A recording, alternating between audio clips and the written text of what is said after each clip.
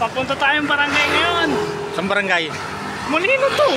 Ah, Siyempre, ako lumalabas para sa member ko. Hanggat kaya ko.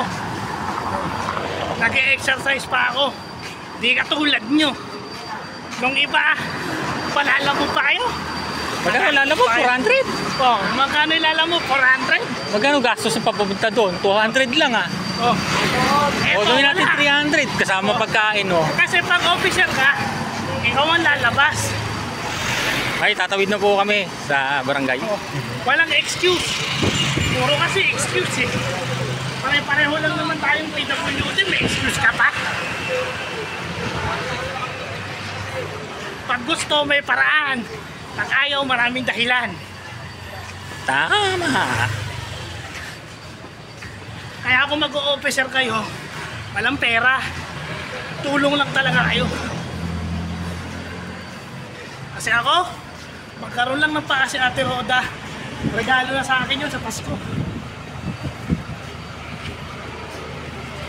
Yun lang yun.